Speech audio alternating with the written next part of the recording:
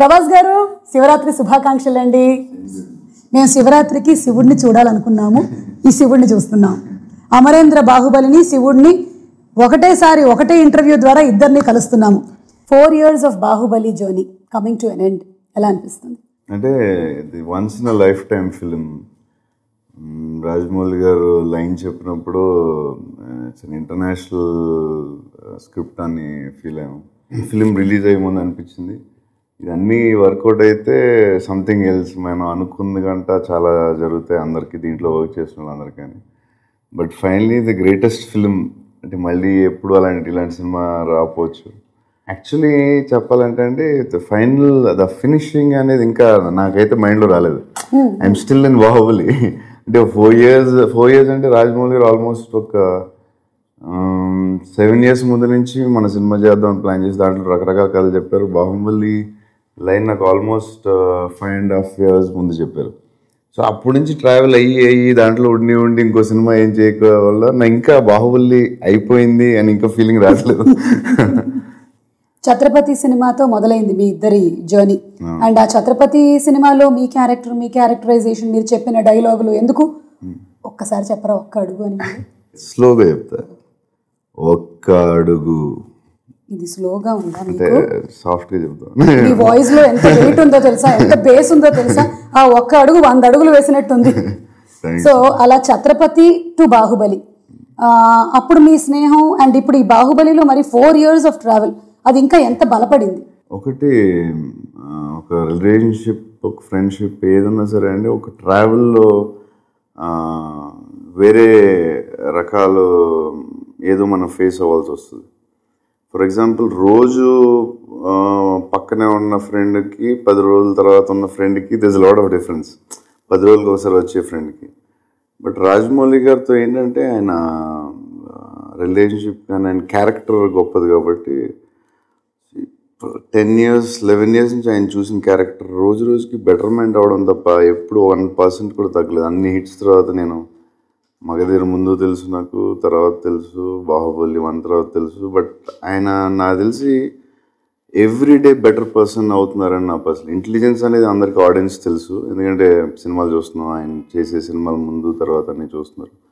But క్యారెక్టర్గా ఆయన ప్రతిరోజు better person అవుతున్నారని నా పర్సనల్ ఒపీనియన్. అంటే రాజమౌళి గారు ఫస్ట్ ఏదైతే థాట్ యూనివర్స్లోకి పంపించారో ఇంతమంది పాజిటివ్ వాళ్ళని అట్రాక్ట్ చేసింది అనమాట, అందరినీ ఒక చోటికి తీసుకొచ్చింది. అందుకనే probably this project got this much of mileage. అంటే నేను ఫస్ట్ పార్ట్లో ఎక్స్పీరియన్స్ నేనైంది ఏంటంటే అందరూ సినిమా వర్కౌట్ అయితే అందరికీ ఏదో మనం అనుకున్న దానికంటే ఏదో ఎక్కువ వస్తుందని అందరూ ఫీల్ అయ్యాం. But the most important Rajamouli గారికి కావాల్సిన ప్రొడ్యూసర్ అండి సినిమాకి. సో ద ప్రొడ్యూసర్ అనేది చెప్పాలంటే ఎక్స్ట్రాడినరీ ప్రొడ్యూసర్ దొరకడం వల్ల దిస్ ఇస్ బాహుబలి. ఇది ఇన్ని కంట్రీస్లో కానీ ఇన్ని నేషనల్ సినిమా అవడానికి విజన్ ఉంది కానీ, బట్ దాన్ని సపోర్ట్ చేసింది ఒక బ్యాక్ బోన్లో ఇట్ ఈస్ ద ప్రొడ్యూసర్.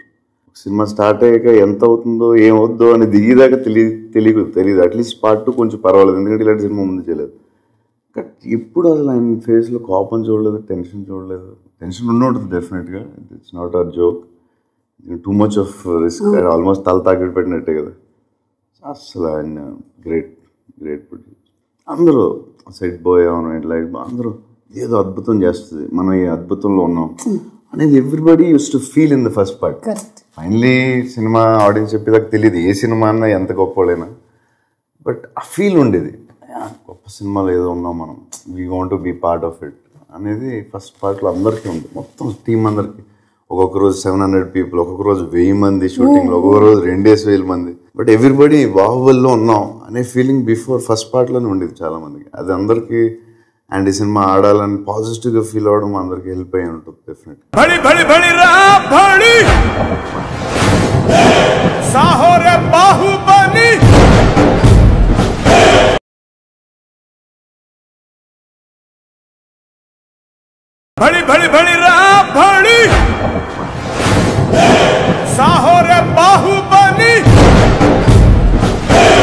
తెలుగువాడి సత్తాని ప్రపంచవ్యాప్తంగా చాటిన సినిమా బాహుబలి. అలాగే ఒక తెలుగు హీరోకి ప్రపంచవ్యాప్తంగా ఇంతటి పాపులారిటీ తీసుకొచ్చిన సినిమా కూడా Baahubali. What do you see? ఇంతటి పాపులారిటీ తెలియదు కానీ బట్ డెఫినెట్గా చాలా చోట్ల ఇప్పుడు బాంబే వెళ్ళినా ఢిల్లీ వెళ్ళినా చాలామంది ఫొటోస్ తీసుకుంటున్నారు అండ్ చూడగానే అది గుర్తుపడుతున్నారు. అండ్ ఎస్ పాపులారిటీ ఎంతో తెలియదు కానీ బట్ ఎక్కడికి వెళ్ళినా ఇప్పుడు ఫేస్ అయితే గుర్తుపడుతుంది. చాలా హంబుల్గా చాలా మోడెస్ట్గా మాట్లాడుతున్నారు. కానీ తెలుగు రాష్ట్రాల్లో ఆల్రెడీ మీరు చాలా పెద్ద స్టార్. అయితే బాహుబలి మిమ్మల్ని నేషనల్ స్టార్ని చేసింది. కర్ణాటకలో బస్సుల మీద మీ బొమ్మలు, క్యాలెండర్ల మీద ఫోటోలు, కేరళలో ఫ్యాన్స్ సంఘాలు, వినాయల్ పోస్టర్లు, గుజరాత్లో ఆటోల మీద మీ బొమ్మలు, పరేడ్లో మీలాగా రెడీ అయి ఫీట్స్ చేయడాలు, తమిళనాడులో బస్సుల మీద ఫోటోలు, అలాగే కటౌట్లు, మహారాష్ట్రలో ఆటోల మీద, గాలి పటాల మీద, ఇక చిప్స్ ప్యాకెట్ల మీద, అలాగే మీ బాహుబలితో టాటూలు వేయించుకోవడాలు, వినాయక చవితి మండపాల గురించి చెప్పక్కర్లేదు. ఎంతమంది వినాయకుళ్ళు బాహుబలి అయ్యారో. మొత్తం మీద ఇలా నేషనల్ వైడ్ స్టార్ అవడం మీద మీ అభిప్రాయం? అంటే ఎంత పెద్ద సక్సెస్ అయిన తర్వాత ఇలాంటి జరుగుతూ ఉంటాయి. ఆఫ్టర్ ఎఫెక్ట్స్ బాహుబలి అని ఎక్కువ దాన్ని సీరియస్ తీసుకోకూడదు. సీరియస్ తీసుకోరా? తీసుకోకూడదు. అమ్మాయిలు పడి చచ్చిపోతున్నారు. మంచిది. The most desirable man first Salman Khan గారు, సెకండ్ హృతిక్ రోషన్ గారు, and third is your name. That's amazing. It's అంటే అంత పెద్ద సక్సెస్ అయిన తర్వాత ఇలాంటివి వస్తాయి. మీరు సక్సెస్ ని మరీ సీరియస్ గా తీసుకోరా? నేను 100% తీసుకుంటాను, చాలా హ్యాపీ ఫీల్ అవుతాను. కానీ దాని రిజల్ట్ ని చాలా సీరియస్ తీసుకున్నాను. ఎందుకంటే అప్పుడు ఒక్కొక్కసారి ఏమవుతుందంటే సక్సెస్ ఆ వేవ్ లో ఉన్న ఫ్లో వేరు, తర్వాత కొన్ని రోజుల తర్వాత మళ్ళీ ఏదైనా కొన్ని రోజులకు మారుతూ ఉంటుంది. కానీ ప్రెసెంట్ ఈ స్టేజ్ లో ఈ సిచ్యువేషన్ లో పరిస్థితి ఇలా ఉంది. That's very it makes me happy definitely. So హిందీలో స్ట్రైట్ మూవీస్ చేసే ఆలోచనలు ఏమైనా ఉన్నాయా ప్రభాస్? చాలా ప్లాన్స్ ఉన్నాయండి. ఒకసారి ఒక 1-2 months లో అన్ని క్లారిటీగా చెప్తాం. ఓకే, మరి దీని గురించి స్పెషల్ హిందీ ట్రైనింగ్స్ ఏమైనా జరుగుతున్నాయా? ఒకవేళ అది చేస్తే దెన్ మీరు అసలు మామూలు క్వశ్చన్ దాని గురించి అలా చేస్తే వీళ్ళు డెఫినెట్గా అవసరమైతే హిందీ కూడా నేర్చుకుంటాం. ఒక తెలుగు సెలబ్రిటీ ఇది టుసాడ్స్ మ్యూజియంలో ఫస్ట్ టైం కదండి? సౌత్ ఇండియాలో ఫస్ట్ టైం. మాకు విన్నప్పుడు చాలా ఆనందంగా అనిపిస్తుంది, అరే మా ప్రభాస్ గారి విగ్రహం టుసాడ్స్ మ్యూజియంలో ఉంది అని. మరి మీకు? అంటే ఫస్ట్ టైం మా ఫ్రెండ్ ఫోన్ చేశాడు, చేసి అరే మేడం టుసాడ్ ఫోన్ చేశారు అంటే ఆడు ఎక్సైట్మెంట్ కంగారులో ఆడు ఫాస్ట్గా మాట్లాడతాడు. ఎప్పుడు మేడం టుసాడ్ ఫోన్ చేశారు అంటే మేడం టుసాడ్ ఫోన్ చేశారు, అరే మన స్టాచ్యూ పెడతారంటే నేను అర్థం కాలేదు. స్టాచ్యూ ఏంటి, మేడం టుసాడ్ ఏంటి అంటే బాహుబలిలో అద్భుతం జరిగితే ఏ జరుగుతాయి అనుకున్నాం. కానీ మేడం టుసాడ్ అనేది అసలు ఎక్కడ లైన్లో లేదు. ఆ డ్రీమ్ ఈ అద్భుతాల్లో లేదు, ఈ అద్భుతాలు లేవు.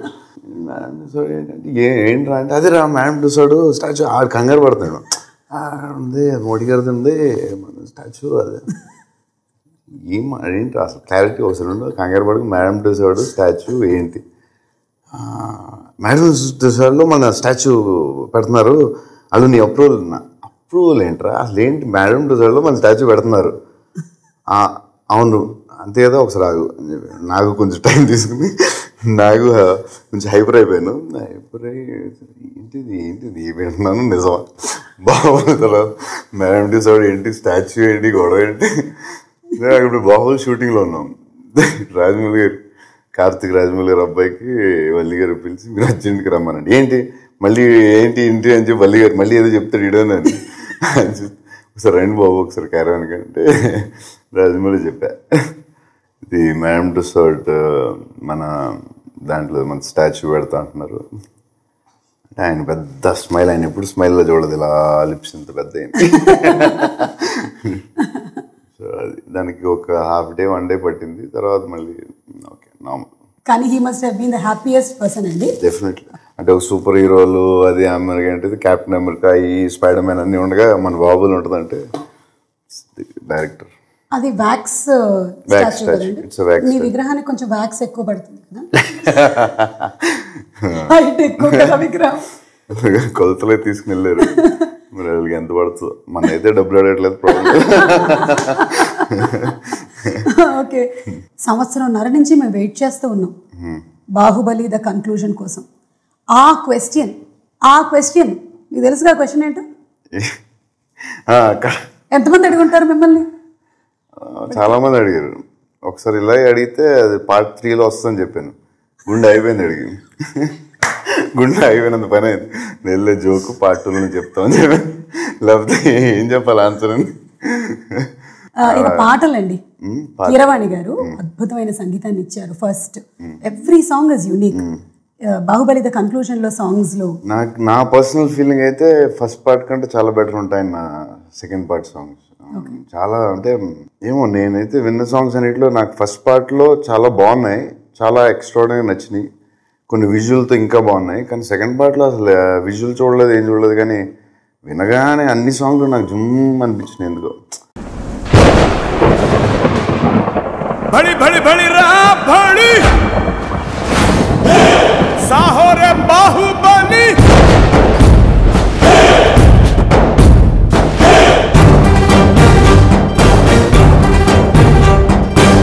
भड़ी भड़ी भड़ी रा भड़ी साहो रे बाहुबली. సో ఇందులో హైలైట్స్లో సాంగ్స్ చెప్పుకున్నాము, అలాగే విజువల్ ఎఫెక్ట్స్ చెప్పుకున్నాము. రాణా గారు మీరు ఇద్దరు కలిసిన ఫైట్ బాహుబలిలో లేదు, ఇందులో ఉంది కన్క్లూజన్లో. ఉంటుంది కదా మరి. మాకు తెలిసిపోయింది. ఇందాక రాజమౌళి గారే చెప్పారు, చెప్పారు, మీరు ధైర్యంగా చెప్పచ్చు. ఉంది, డెఫినెట్గా ఉంది. ఇంకా రాజమౌళి ఇంకా పెడతాడుగా ఆయన, అవి పెట్టి ఇట్ విల్ బి ఎలాగా సినిమా అంతా వెయిట్ చేస్తున్నారుగా ఎలా ఉంటుందని, దట్ విల్ బి బాగుంటుంది అనుకుంటున్నాను. ఓకే, సో బాహుబలిలో ఎలాగైతే రాజు, మంత్రి, సైన్యాధిపతి, ట్రెజరరు ఇలా ఉన్నట్టుగానే నేను ఇప్పుడు కొంతమంది పేర్లు చెప్తాను, వాళ్ళకి ఏ పోస్టులు ఇస్తారు మీరు? కీరవాణి గారు ఆయన డిపార్ట్మెంట్లో ఆయన రాజు. లేదు, మంత్రి అని చెప్పొచ్చు యాక్చువల్లీ ఆయన. ఎందుకంటే ఆయన కనపడన రాజు, రాజమౌళి అయితే కనపడన మంత్రి, బిహైండ్ ది స్క్రీన్ ఆయన కనపడకుండా వెనకాల ఉన్న చాలా పనులు చేస్తారు ఆయన. అన్ని విషయాల్లో ఆయన మంత్రి, అంటే ఆయన మంత్రి. Rajamouli garu Raj king, he's the king. King పేర్లోనే ఉంది కదా. He's the star maker, he's everything. He created brand in the world cinema. ఇక ఆ క్వశ్చన్ నేను అడుగుతున్నాను, ఓకే? మీరు మళ్ళీ అదే సమాధానం చెప్పకూడదు, because the nation wants to know. ఇప్పుడు మొన్నటి వరకు ఏంటంటే బాహుబలి ముందు వరకు ఓన్లీ టాలీవుడ్ వాళ్ళు మాత్రమే అడిగేవాళ్ళు. ఇప్పుడు బాలీవుడ్ వాళ్ళు అడుగుతున్నారు, హాలీవుడ్ వాళ్ళు అడుగుతున్నారు, చైనా వాళ్ళని ఏమంటారు, చాలీవుడ్ వాళ్ళు కూడా అడుగుతున్నారు. కాదు, ఎందుకు మీరు పెళ్లి టాపిక్ కంటే కొంచెం దాన్ని వెనక్కి నెడుతున్నారు? పెళ్లి చేసుకున్న వాళ్ళు ఎవరినైనా చూసి మీరు భయపడ్డారా? లేదు లేదు, అలాంటిదేం లేదు. ఏంటో దానికి కరెక్ట్ ఆన్సర్ లేదు. ఒకవేళ వచ్చినప్పుడు డైరెక్ట్ గా టడాంగ్ అని టీవీలో, పేపర్లో మీకు వస్తుంది. ఏమొస్తుందో తెలుసా? మిస్సెస్ బాహుబలి అని వస్తుంది. చూద్దాం. సో దానికి ఇంకా ఆన్సర్ జస్ట్ అట్లాగే అంతే. ఇక శివరాత్రి కాబట్టి జాగారం గురించి చెప్పండి. మీరు ఏమైనా జాగారం శివరాత్రికి చేస్తారా? నేను ఎప్పుడో అప్పుడప్పుడు చేశాను. అవునా? సరే, 2 సార్లు చేశాను అంతే. మా నాన్నగారు భయంకరమైన శివభక్తుడు. ఎవ్రీ ఫిల్మ్ ముందు అక్కడ శ్రీశైలం వెళ్ళి రీల్ పెట్టడం, మేము చాలాసార్లు వెళ్ళాం. మా నాన్నగారు చాలా పెద్ద శివభక్తుడు. సో ప్రేక్షకులందరికీ ఒకసారి శివరాత్రి శుభాకాంక్షలు చెప్తే ఈ ఇంటర్వ్యూని మనం జయప్రదంగా ముగించేద్దాం. డెఫినెట్గా అందరికీ శివరాత్రి శుభాకాంక్షలు. Okay, so thank you Prabhas గారు ఇంత టైం ఇచ్చినందుకు. అండ్ బాహుబలి ద కన్క్లూజన్ కోసం మేమందరం వెయిట్ చేస్తూ ఉన్నాము. మళ్ళీ మిమ్మల్ని కలుస్తాము in the audio launch of Baahubali the conclusion. అప్పుడు దాకా భడి భడి భడి రా భడి.